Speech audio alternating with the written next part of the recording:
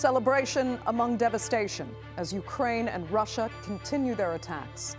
Independence Day was honored over the weekend, with President Zelenskyy vowing Ukraine will not give up the fight. But with both sides hitting controversial targets, including a Russian power plant and U.S.-owned factory, is the so-called peace process actually moving backwards?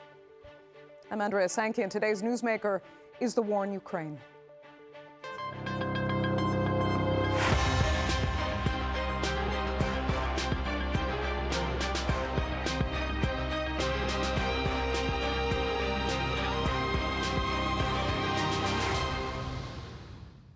Over the past 2 weeks, hopes for peace were dashed twice after 2 meetings between the most influential powers yielded no ceasefire and no tangible steps toward ending the war in Ukraine. And since then, the attacks have continued. Moscow says Kiev carried out a drone strike on a nuclear power plant in Kursk on Sunday, while Kiev says Russia has intensified attacks in Donetsk. And just before the weekend, reports emerged that a U.S.-owned electronics factory was devastated in a Russian strike in western Ukraine. So, are we actually seeing steps backwards in stopping the war? Here's a look. Ukraine celebrated its Independence Day, independence from the Soviet Union, amid ongoing war and fading hopes for peace with Russia. President Zelenskyy marked the occasion in Kiev, hosting U.S. envoy Keith Kellogg and Canadian Prime Minister Mark Carney. Defiant, Zelenskyy vowed to keep fighting for freedom, saying his calls for peace have been ignored. Ukraine will never again be forced in history to endure the shame that the Russians call a compromise. We need a just peace. Our future will be decided by us alone, and the world knows it, and the world respects it. Just a week ago, Zelenskyy, along with European allies, was in the White House.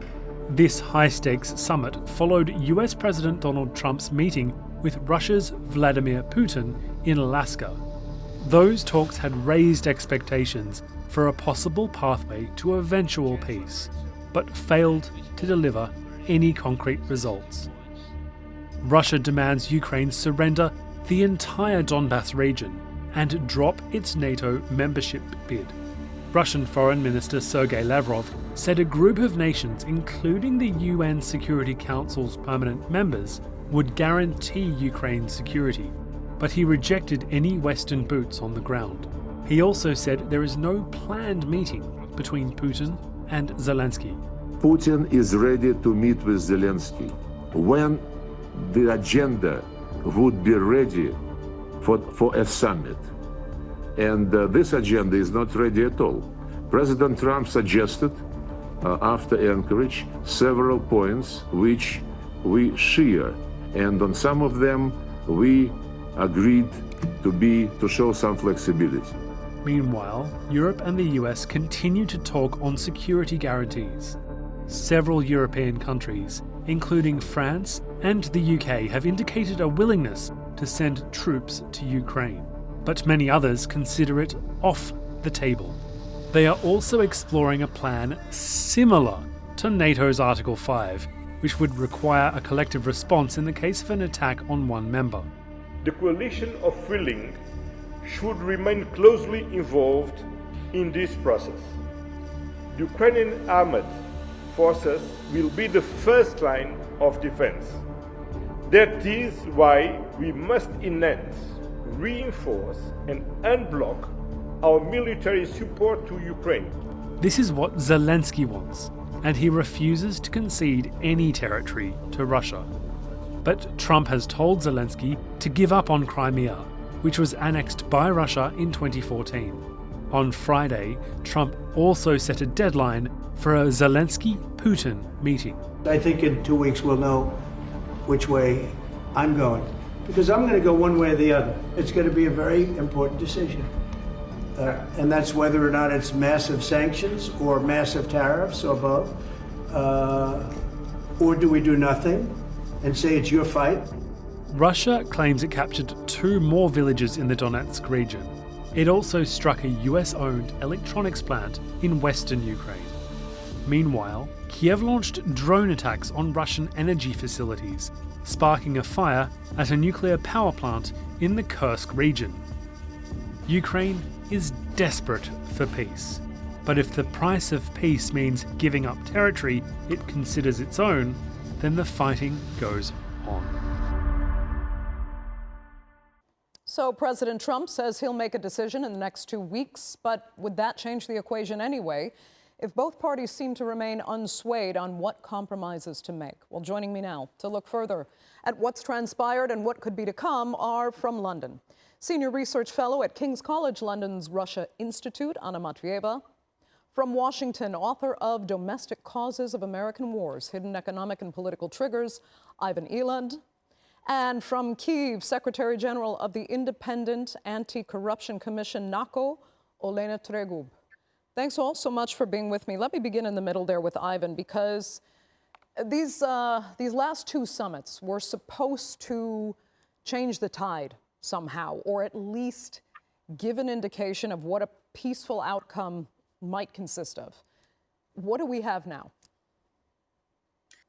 Well, I think the basis of this is that somehow Trump is going to, he's changed from disengaging from Ukraine as far as not giving Ukrainians weapons, but selling them through the Europeans to Ukraine, to the other end of the spectrum, which is providing some sort of security guarantees, although that's vague. So that the Europeans regarded that as a major step forward, but we haven't seen what that's going to be. Trump is behind the scenes. This is something like air power, reconnaissance, et cetera, but we don't know what that will be. And so I think and supposedly Putin has agreed to that, which I can't fathom, since one of his original stated reasons for invading Ukraine was to keep it from joining NATO. And if you're going to give Ukraine Article 5 security guarantees like NATO, I'm not sure if there's a difference there. Yeah, but how does any of what you were describing actually bring a settlement to this war closer?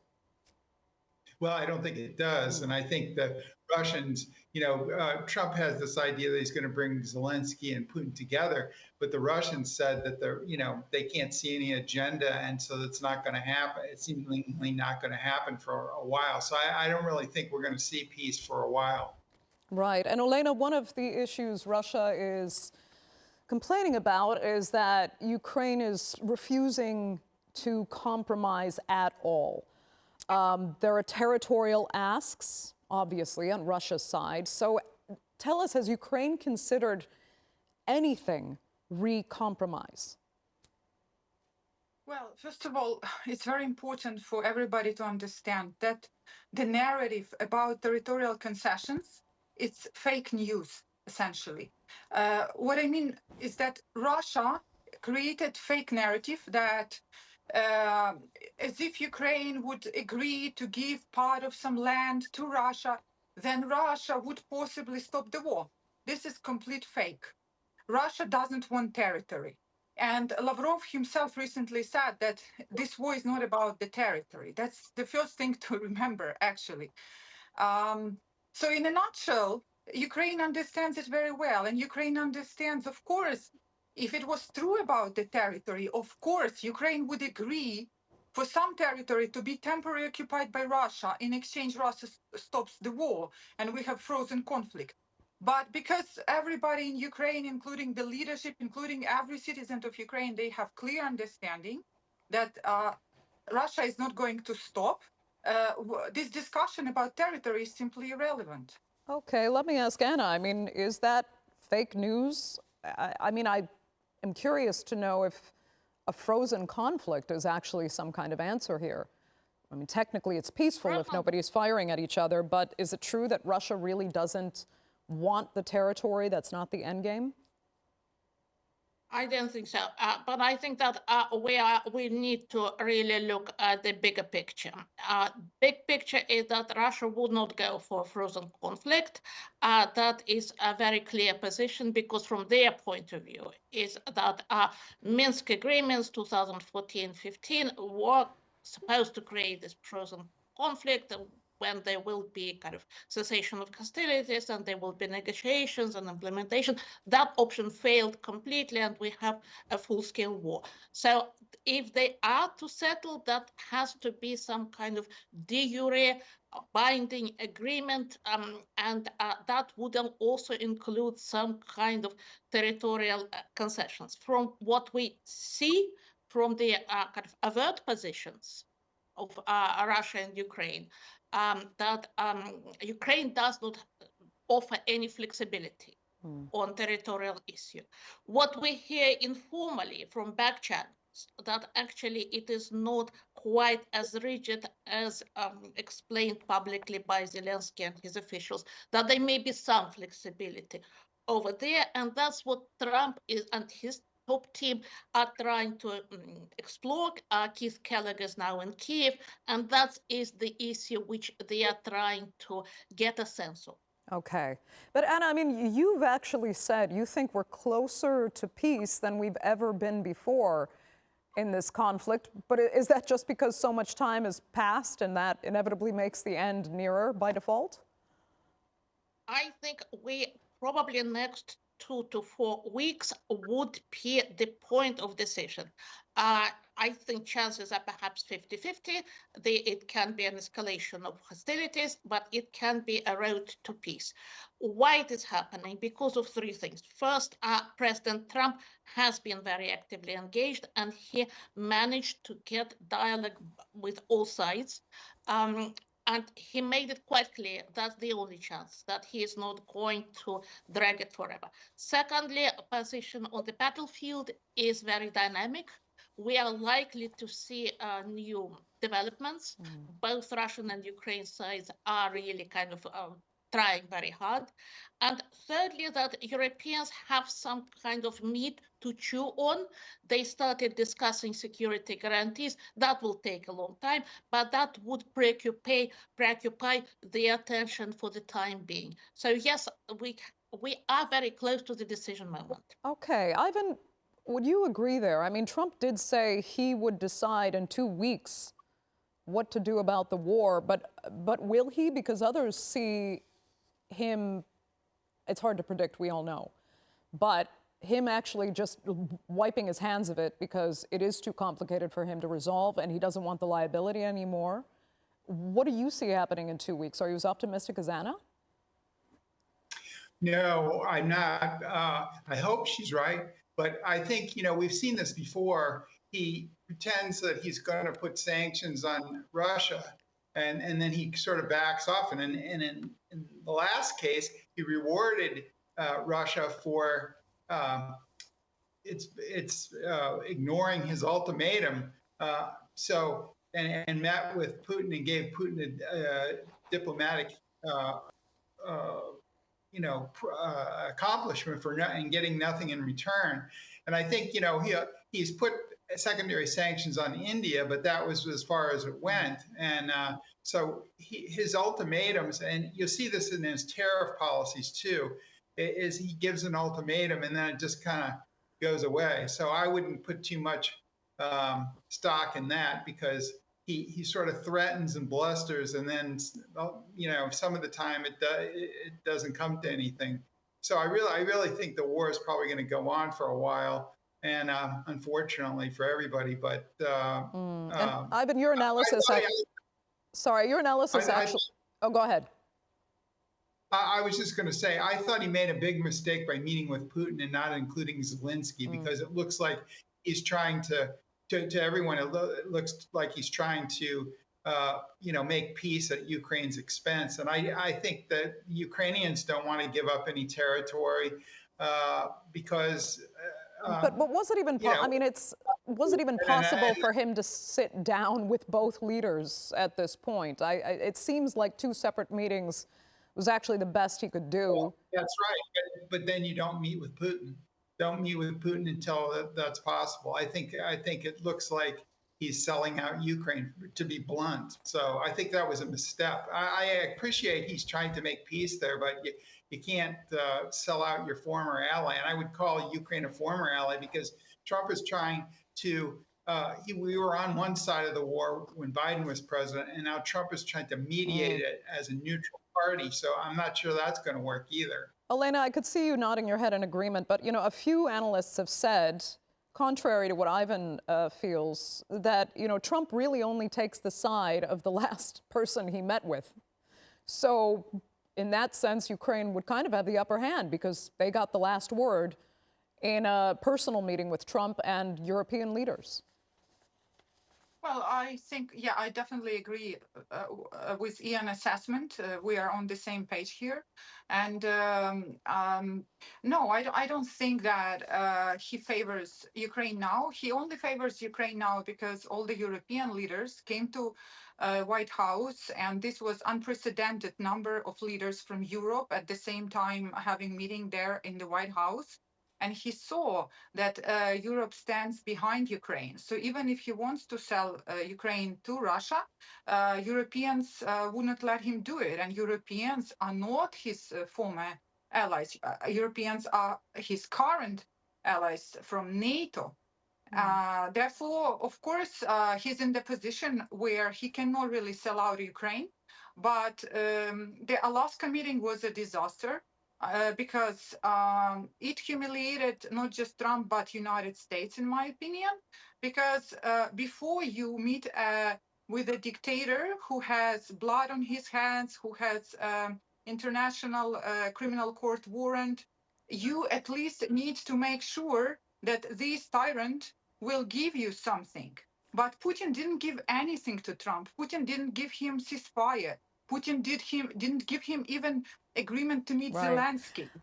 So, okay, well then how is that good for U.S.? Yeah, let's look forward, Anna, because, well, you seem to think that some kind of solution is imminent. So part of that, again, has to be those European security guarantees. What would Russia accept in that realm? Where do you actually see it going? And explain again how you really feel in 4 weeks we might see some kind of at least temporary solution. Well, I think we are going to see either a road to a permanent solution or a road to escalation of military actions. In terms of security guarantees, we have, for example, South Korea, Japan. They have international security guarantees, especially the US. That does not mean that they become members of NATO. So in that sense, Russia also has proposed in 2022 that the permanent members of the UN Security Council, which include China, by the way, would act as a guarantor. Then it is really the details. What is on offer? Because there are three things here. First, what European leaders want, and some of them desperately want to put boots on the ground. Secondly, what the situation really need, and maybe they need more of a monitoring system rather than actually people deployed in the field. And also, at some point, these security guarantees would have to be negotiated with Russia, because if the world wants Putin to sign on the dotted line, it has to be something acceptable to them. Okay. Ivan, let me come back to you, because as we're hearing some analysts argue that every step Putin takes in this process is actually just a delay tactic. We kind of bizarrely had, less than a week after Trump met Putin in Alaska, we watched Russia hit a Texas-owned factory near the border with Hungary. And some interpret that not just as a delay tactic, but that it showed Putin truly doesn't care that much about what Trump wants, and he's not really seeing the U.S. as a conduit to bring an end to the war. What do you think? Yeah, I think that's a very good point. I think Putin shows his contempt for, Trump very subtly sometimes, and then not so subtly when he hits a plant like that. So I think it's very, indicative of what's going on. And he always, puts, we don't hear talk of the sanctions. We hear talk of, well, in 2 weeks, and Trump always used the 2 weeks in tariffs and everything else, as if there's going to be an ultimatum and a hammer is going to drop. Then it never really seems to, especially with Putin. So I think Putin just keeps playing him, and I think he was played in the Alaska summit. As I say, I don't begrudge him trying to negotiate the end of the war, but I think he's doing it very clumsily, and he really needs to, get smart on this stuff. Yeah. But he never seems to, because he doesn't really want to learn anything about the situation. He just wants the end product of peace, and I think that's why the Europeans and the Ukrainians are so worried that they think he's just after the glory of a Nobel Prize, and it doesn't really matter what the peace looks like. Okay, Olena, I mean, stepping back a minute, do you at least see Putin acting in Ukraine's favor? Ivan brought up the tariffs. You know, there's particularly punishing India for buying Russian oil. Do you see anything here that indicates that, at the very least, the U.S. is trying to be more of a neutral party? Or are you completely disillusioned with the position of the United States? I agree 100% that Trump wants to finish this war.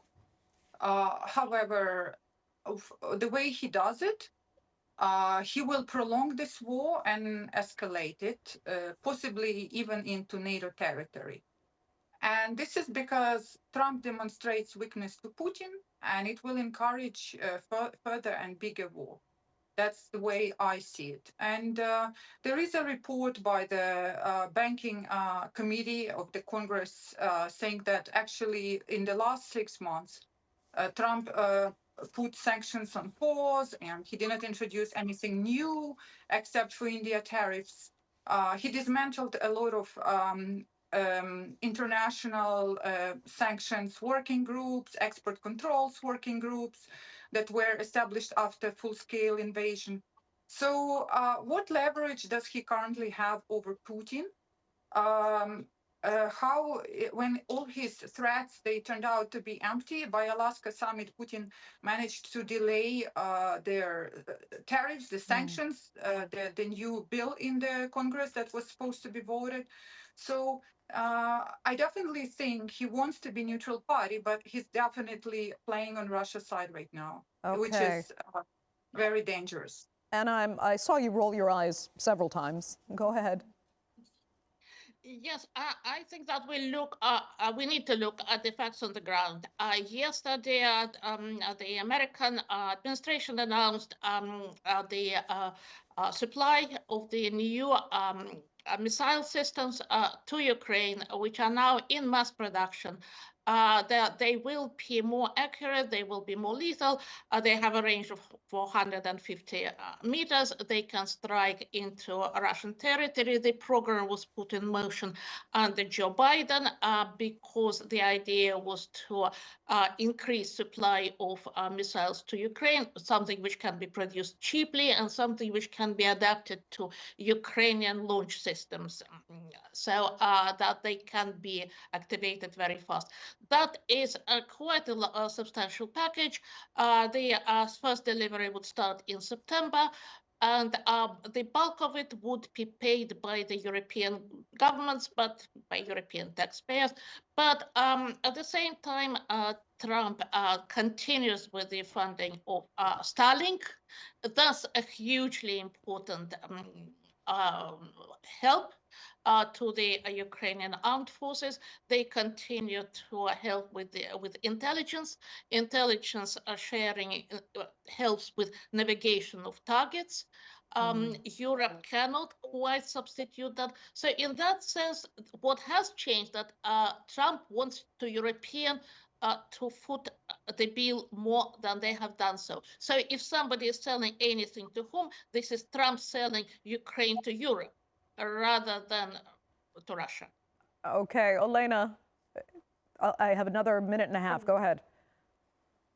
Well, Trump can't sell to Europe because actually Ukraine is Europe, and Ukraine wants to be in Europe, the problem with Europe is that they cannot provide defense capabilities that Ukraine currently needs for this war. And they need backstopping from the United States when it comes to everything: nuclear backstopping, boots on the ground, air defense. So yeah, US, I agree that the US plays critical role, but the way, again, my opinion, the way Trump is playing it right now does not make us closer to the end of this war. And I am skeptical and pessimistic about the probability that this war will end anytime soon. Okay. Olena, we will let that be the final word for this edition of the Newsmakers. We've unfortunately run out of time because I would like to continue discussing this, but I'm sure we'll be checking in again in 2 weeks when Trump is said to be making that valuable decision he had promised on where to go with this war. So we'll keep that in mind. And for the meantime, we'll thank our viewers and our panelists, of course, for being with us for this half hour. And we'll be following us on social media, of course. And do subscribe to our YouTube channel. I'm Andrea Sankey. We'll see you next time.